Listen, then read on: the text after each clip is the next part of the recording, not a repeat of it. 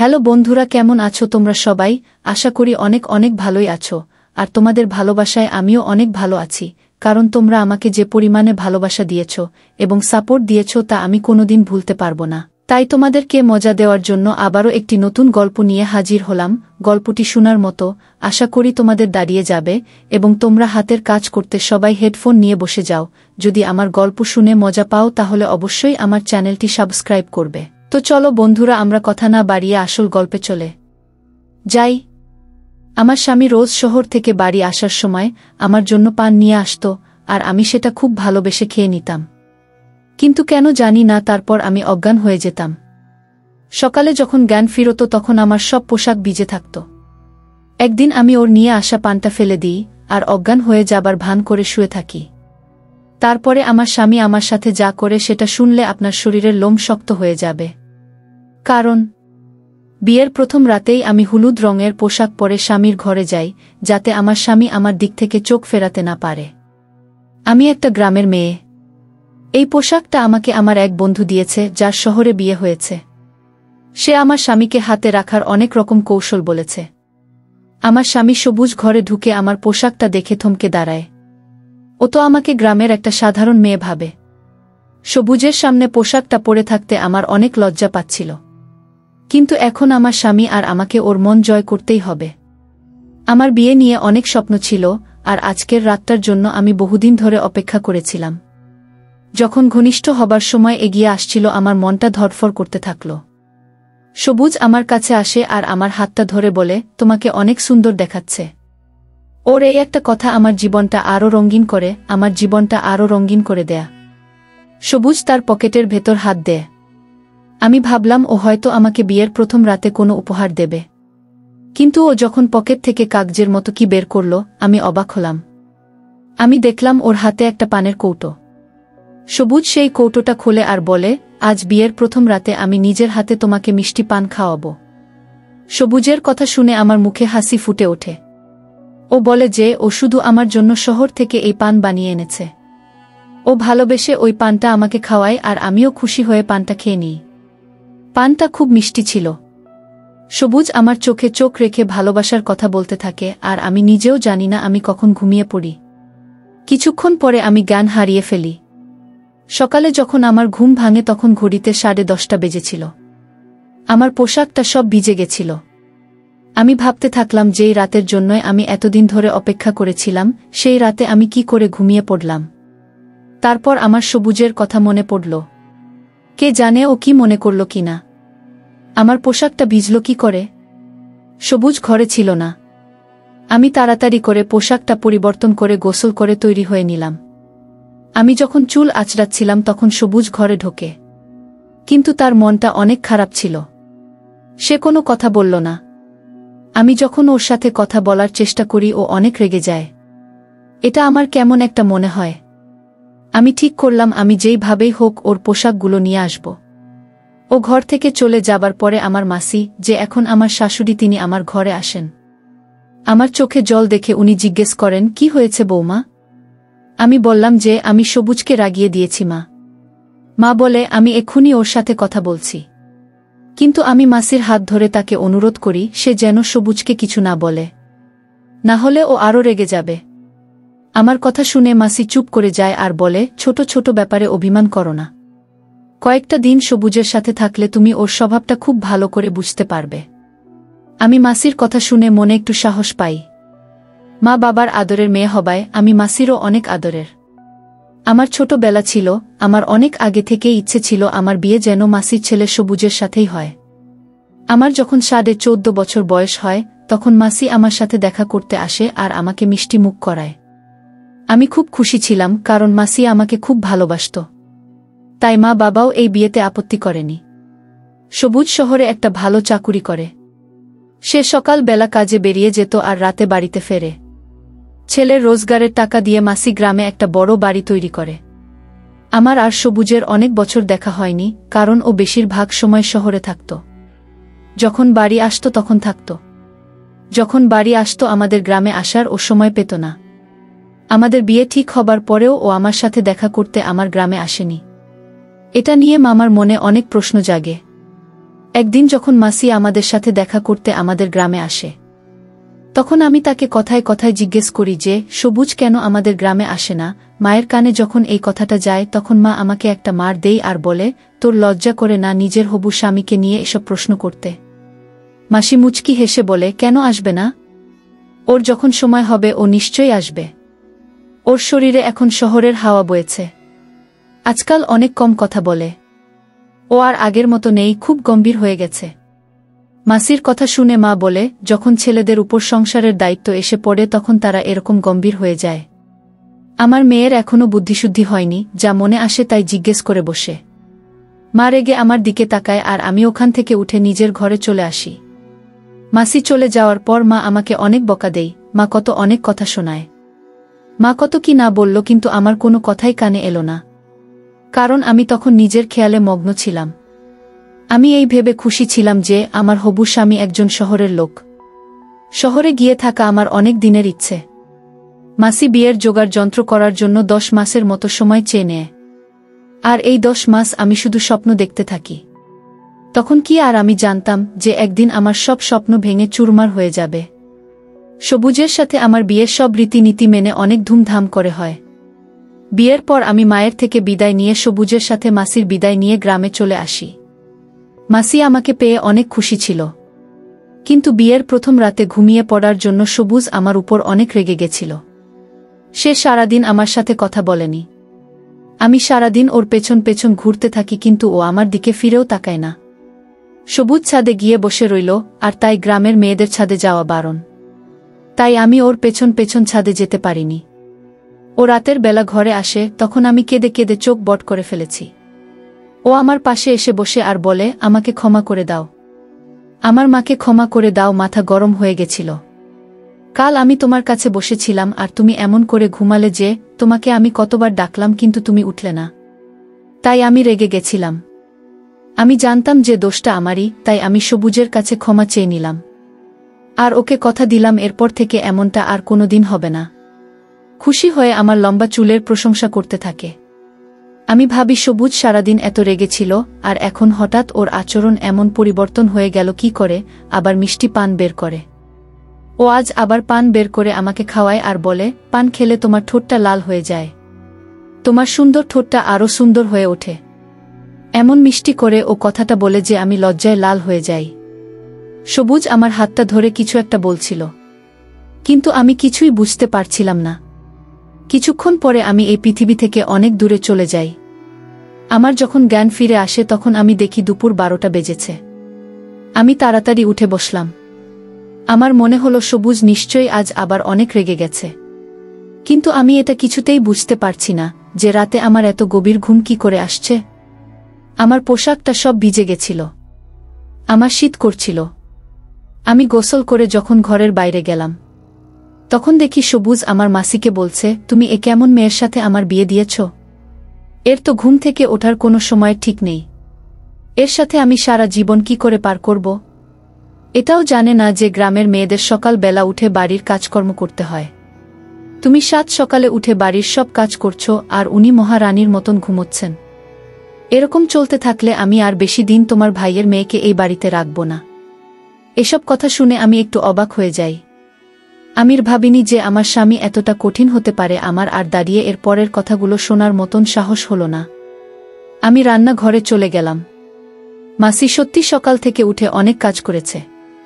রান্নাঘরটা সব পরিষ্কার ছিল, আর দুপুরের খাবারটাও বানানো হয়ে গেছিল। আমি সবুজের সাথে সাথে মাসির চোখেও খারাপ হয়ে যাচ্ছি। আমার নিজের উপর অনেক রাগ হয়। কে জানে আমার কি হয়েছে। আমি সব ঘর ঘুরে দেখি বাড়ির সব কাজ শেষ হয়ে গেছে। তাই হয়তো সবুজ আজ একটু বেশি রেগে গেছে। সবুজ ছাদে চলে যায়, কারণ সে জানত আমি তার পেছন পেছন ছাদে যেতে পারবো না। আমি সারাদিন অনেক কান্নাকাটি করি। যেই সুখের জন্য আমি 1 বছর ধরে অপেক্ষা করেছি আজ আমি সেটা পেয়েছি, কিন্তু নিজের দোষে সেটাকে হারাচ্ছি। না আমি সবুজের কাছাকাছি আসতে পেরেছি, না ওর মন জয় করতে পেরেছি।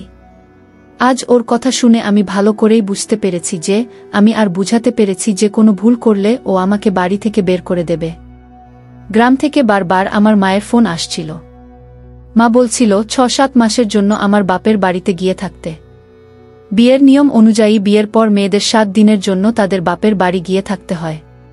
কিন্তু আমি যেতে চাইছিলাম না, কারণ সবুজ আমার উপর এমনিতেই রেগেছিল। তার উপর যদি আমি বাপের বাড়ি চলে যাই, তাহলে ও হয়তো আর কোনো দিন আমার সাথে কথা বলবে না। রাতের বেলা সবুজ ঘরে আসে। আমিও অবাক হয়ে ঘরে আসি। আমিও চুপ হয়ে গেলাম এই দেখে যে ও হঠাৎ এত ভালো কি করে হয়ে গেল। আমার পাশে বসে আমাকে জিজ্ঞেস করে, তোমার মা কেন ফোন করেছিল? আমি সব কথা ওকে বলি। ও বলে, ভালো কথা, তুমি চলে যাও, না হলে তোমার মা বলবে আমি তোমাকে যেতে দিচ্ছি না। কাল থেকে আমার অফিস শুরু হয়ে যাবে। আমি ভোরবেলা বেরিয়ে যাব আর রাতে বাড়িতে ফিরব। তুমি 1 সপ্তাহ ওখানে পার করে এসো, আর মাকেও তোমার সাথে নিয়ে যাও। আমার সবুজের থেকে দূরে থাকতে ইচ্ছে করছিল না, কিন্তু আমার সাহস হচ্ছিল না ওকে না বলার। তাই আমি রাজি হয়ে গেলাম। ও আবার মিষ্টি পান বের করে আমার মুখে ঢুকিয়ে দেয়া আর বলে, তুমি এটা আস্তে আস্তে খাও, কোনো তাড়া নেই। এটা শহর থেকে আনা খুব ভালো পান, এটা খেলে তোমার ঠোঁটটা লাল হয়ে যাবে আর তোমাকে খুব সুন্দর দেখাবে। সবুজের এরকম পরিবর্তন আমাকে অবাক করে দেয়। ও বাইরে যতটা কঠিন, ভেতরে ততটাই নরম। ও ভালোবাসতে জানে, আর ওর রাগ হওয়াটাই স্বাভাবিক। আমার ভুলের জন্যই ও রেগে যায়। সবুজ বলে, আমি মাকে বলে এসেছি যে তুমি কাল তোমার গ্রামে যাবে। ততক্ষণ তুমি আমার জন্য গ্রামে যাবে, ততক্ষণ অপেক্ষা করো। সবুজের কথা শুনে আমি একটু হাসলাম। মনে মনে ঠিক করলাম আজ আমি কিছুতেই ঘুমোব না, এখানে বসে ওর জন্য অপেক্ষা করব। মায়ের কাছে যাওয়ার আগে আমি আমাদের মধ্যে সব দূরত্ব মিটিয়ে নিতে চাই। আমি তাড়াতাড়ি আমার পোশাকটা পরে নিলাম। আয়নাতে আমার ছবি দেখে আমি অবাক হলাম, ঠিক বলেছিল, আমার ঠোঁটটা সব লাল হয়ে গেছে। আমি বিছানায় বসে সবুজের জন্য অপেক্ষা করতে থাকলাম, কিন্তু সবুজের ফিরে আসার আগেই আমি ঘুমিয়ে পড়লাম। সকাল 10টায় যখন আমি চোখ খুললাম, তখন সবুজ কাজে বেরিয়ে গেছে। ও অনেক ভোরবেলা বেরিয়ে যেত, কারণ শহরে পৌঁছতে 2 ঘন্টা সময় পার হয়ে যেত। আমার খুব কান্না পাচ্ছিল। আমার বিয়ের 1 সপ্তাহ হয়ে গেল, কিন্তু এখনো আমি সবুজের সাথে কোনো সম্পর্ক তৈরি করতে পারিনি। ওর রাগ হওয়াটাই স্বাভাবিক। আমি বুঝতে পারছি না আমার পোশাকগুলো এত ভিজে গেল কি করে। আমি যখন ঘর থেকে বেরিয়ে এলাম তখন দেখলাম মাসি গ্রামে যাওয়ার জন্য তৈরি হয়ে বসে আছে। মাসি আমাকে দেখে বলে, সবুজ তো বেরিয়ে গেছে, এখন আমাদেরকে গ্রামের জন্য রওনা দিতে হবে। আমি মাসির সাথে গ্রামে রওনা দিলাম, কিন্তু আমার মনটা সবুজের সাথে শহরে চলে গেছিল। আবার আমার ওর সাথে 7 দিন পরে দেখা হবে। আমার বাড়ির লোকেরা আমাকে দেখে অনেক খুশি হয়। সবথেকে বেশি খুশি হয় আমার ছোট বোন। সারা গ্রাম জেনে গেছিল যে আমি বাড়িতে এসেছি, তাই গ্রামের মহিলারা এক হয়ে আমাকে দেখতে আসে। আমাদের এক প্রতিবেশীর মেয়ে আনিতার বিয়ে ছিল। সে আমার অনেক ভালো বান্ধবী ছিল, আর গ্রামে এসে আমি তার বিয়েতে অনেক আনন্দ করি। গ্রামে এসে আমি তার বিয়েতে যাওয়ার সুযোগ পেয়ে যাই। গ্রামে অনেক আনন্দ হচ্ছিল, কিন্তু আমার মনটা খারাপ ছিল। আমার সবুজের কথা বারবার মনে পড়ছিল। একটা অদ্ভুত ব্যাপার হলো, যবে থেকে আমি মায়ের কাছে এসেছি তবে থেকে আমার একেবারে ঘুম আসছে না। আর সবুজের বাড়িতে আমার রোজ রাতে ঘুম চলে আসত। আমি জেগে থাকার অনেক চেষ্টা করতাম, কিন্তু পারতাম না। হয়তো আমার সবুজের জন্য মন খারাপ হচ্ছে, তাই আমি এখানে ঘুমোতে পারছি না। হলুদ মেহেদি পরানোর দিন আমাদের পাড়ার মাসির ছেলে ফিরোজ শহর থেকে আসে ছেলে ফিরোজ বোনের বিয়ে দেখতে। সে ছোটবেলা থেকেই এই গ্রামে যাতায়াত করত। সে আমাকে দেখে আমার পিছন পিছন ঘুরতে থাকে। তার চোখ সব সময় আমার উপরে ছিল, আর এটা মনে হয় আমার মাসিও লক্ষ্য করেছিল। আমার অনেক ভয় পাচ্ছিল। এমনিতেই এখন সবুজ আর আমার সম্পর্ক ভালো নয়, তার উপর যদি মাসি এসব দেখে তাহলে আমার আর ওই বাড়িতে জায়গা হবে না। তাই আমি বিয়ে বাড়ি ছেড়ে নিজের বাড়িতে ফিরে আসছিলাম। কিন্তু ফিরোজ আমার পিছু নিয়ে আর রাস্তায় আমাকে থামিয়ে বলে সে আমাকে ভালোবাসে। আমি যদি চাই তাহলে সে আমার বাড়িতে বিয়ের প্রস্তাব পাঠাবে। আমি রেগে গিয়ে তাকে বলি, আমার বিয়ে হয়ে গেছে। এরপর থেকে সে যেন এরকম কথা আর না বলে। আমার কথা শুনে ফিরোজ বলে, শহরে আমার অনেক বড় বাড়ি আছে, গাড়ি আছে, আমি তোমাকে অনেক সুখে রাখব। তুমি তোমার স্বামীকে ছেড়ে দিয়ে আমার সাথে চলো। আমি তোমাকে অনেক দিন ধরে ভালোবাসি। আমি কি আর জানতাম যে তোমার 16 বছর বয়সেই বিয়ে হয়ে যাবে। আমি তাকে বলি সে আজ যা বলেছে আমি শুনেছি, কিন্তু এরপর যেন সে এইরকম কথা মুখে না আনে, কারণ আমি আমার স্বামীকে অনেক ভালোবাসি। আর তার একটা ভুলের জন্য আমার বদনাম হয়ে যেতে পারে। ফিরোজ তখন ফিরে যায়, কিন্তু আমার পক্ষে আনিতার বিয়েতে থাকা মুশকিল হয়ে পড়েছিল। ফিরোজ অনেক জেদ ধরেছিল। লুকিয়ে লুকিয়ে তার ফোনে আমার ছবি তুলছিল। যেমন তেমন ভাবে একটা সপ্তাহ কাটিয়ে আমি মাসির সাথে আমার শ্বশুরবাড়ি ফিরে আসি। সবুজ মনে হয় আজ তাড়াতাড়ি কাজ থেকে ফিরে এসেছে। আমরা দুপুরে বাড়িতে গিয়ে পৌঁছই, তখন সবুজ বাড়িতেই ছিল। সবুজকে দেখে আমি অনেক খুশি হই। আমি নিজের জিনিসপত্র রাখতে নিজের ঘরে যাই, আর সবুজ তার মায়ের সাথে কথা বলতে তার ঘরে যায়। আমিও ভাবলাম কিছুক্ষণ মাসি আর সবুজের সাথে বসে গল্প করে আসি, তারপর বাড়ির কাজকর্ম করব। তাই আমি ঘরে জিনিসপত্র রেখে মাসির ঘরের দিকে যাই। মাসির ঘরের বাইরে থেকে তার কথা শুনে আমার হাত পা ঠান্ডা হয়ে যায়। আমি ভাবতেও পারিনি যে আমার ঘর ভাঙার লোক আর কেউ নয়, আমার নিজের মাসি। মাসি সবুজকে বলছিল, আমি তোকে বলে গেছিলাম আমি ফিরে আসার আগে ছাড়াছাড়ির কাগজপত্র তৈরি করে রাখতে, কিন্তু তোর কোনো খেয়াল নেই। বন্ধুরা, ভিডিওর মাঝখানে একটা কথা বলতে হলো। বন্ধুরা, গল্পটি ভালো হলে আমার চ্যানেলটি সাবস্ক্রাইব করবেন, আমি তোমাদের সর্বদা হাসি খুশি রাখার জন্য খুব কষ্ট করে ভিডিওগুলো বানাই। তাই তোমাদের কাছে অনুরোধ থাকবে অবশ্যই ভিডিওটি দেখে একটি লাইক করবেন এবং আমার চ্যানেলটি সাবস্ক্রাইব করে পাশে থাকবেন। তো আমি নিজের চোখে দেখেছি তোর বউ কত ভুল কাজ করে, কিন্তু তুই দেখেও না দেখার ভান করিস। সবুজ বলে, মা, আমার পক্ষে ওকে ছেড়ে দেওয়া সম্ভব নয়। ও আমার স্ত্রী, আর আমি ওকে অনেক ভালোবাসি। ও হাজারটা ভুল করলেও আমি ওকে আমার জীবন থেকে মুছে ফেলতে পারব না। সবুজ আমাকে ভালোবাসার কথা বলতে থাকে, আর মাসি আমার নিন্দা করতে ব্যস্ত হয়ে পড়ে। আমি বুঝতে পারছিলাম না এসব কি হচ্ছে। মাসি আমাকে কত ভালোবেসে এই বাড়ির বউ করে এনেছে, সে কেন আমার ছাড়াছাড়ি করাতে চাইবে?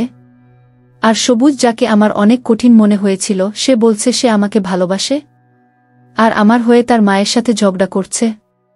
আমার মনটা অনেক অস্থির হয়ে ওঠে। রাতে যখন সবুজ আমার ঘরে আসে তখন আমার পান খেতে একদম ইচ্ছে করছিল না। আমি পানটা ওর হাত থেকে নিয়ে নিলাম। যখন মাসি ওকে কিছু কাজের জন্য ডাকে, আমি তখন ঘরের বাইরে বেরিয়ে যাই। আমি পানটা একটা কোণায় লুকিয়ে ফেলি। আমার তখনও ঘুম পায়নি, তাই আমি চুপ করে চোখ বন্ধ করে শুয়ে পড়ি। যখন সবুজ ঘরে আসে তখন আমি যা সব দেখলাম তা আমার কাছে অবিশ্বাস্য। সবুজ একটা কলসির জল আমার শরীরে ঢেলে দেয়, কিন্তু জাল আমার শরীরে পড়ছে। আমি চোখ খুললাম না। আজ আমি সব ব্যাপারটা বুঝতে চাই। সবুজ কারুর একটা নাম ধরে ডাকে আর তাকে বলে, ভেতরে এসো।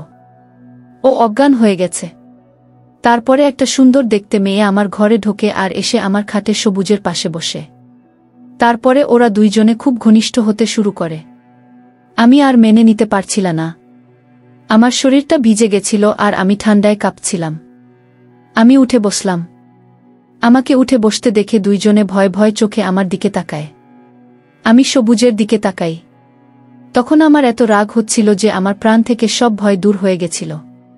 আমি সবুজকে বলি, আমাকে সত্যি কথা বলো, এই মেয়েটাকে আর পানি কি এমন মেশানো থাকতো যার জন্য আমি অজ্ঞান হয়ে যেতাম?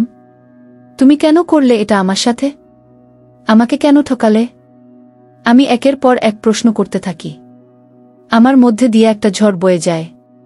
সবুজ মাথা নিচু করে বলে, এই মেয়েটা আমার স্ত্রী। তোমাকে বিয়ে করার 2 দিন আগে আমি ওকে বিয়ে করে এই গ্রামে নিয়ে এসেছি। আমি কখনো তোমাকে বিয়ে করতে চাইনি, কিন্তু আমার মা জোর করে তোমার সাথে আমার বিয়ে ঠিক করে। কথাটা শুনে আমার মাথায় আকাশ ভেঙে পড়ে। সবুজ বলে, তোমার সাথে বিয়ে আটকাতে আমি 2 দিন আগে শরীফাকে বিয়ে করে আনি, যাতে মা বাধ্য হয় তোমার সাথে আমার বিয়ে ভেঙে দেই।